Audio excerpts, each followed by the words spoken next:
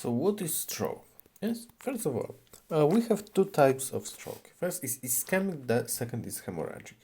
How they are different? First, ischemic, the blood is flowing freely into the brain parenchyma, as we were talking last time.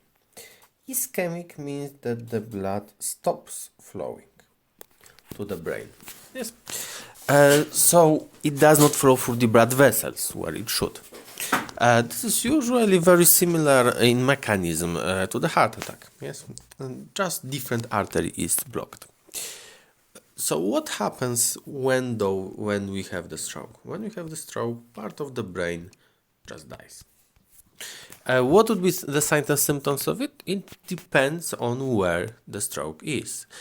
It can be paralysis, it can be losing the ability to speak, it can be losing the ability to sense touch, it can be losing ability to think abstractly, losing some memory, a lot of different things.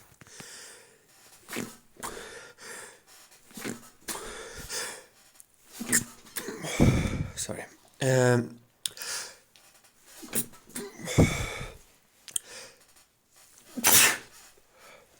So, how the radiologic studies will help in diagnosing it? The radiologic studies in early phases cannot show any changes when we have the ischemic stroke.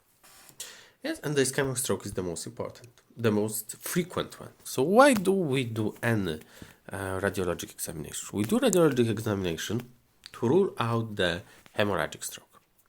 Because generally, the way to treat the ischemic stroke is to try to dissolve the blood clot that is stopping the blood flow. But if we have the hemorrhagic stroke and we would try to dissolve the blood clot, we would kill the patient. So we need to rule out the hemorrhagic stroke in order to give this treatment. Yep. This is the basic idea. And what is done in order to do this? In order to show the bleeding, we use generally the CT scan.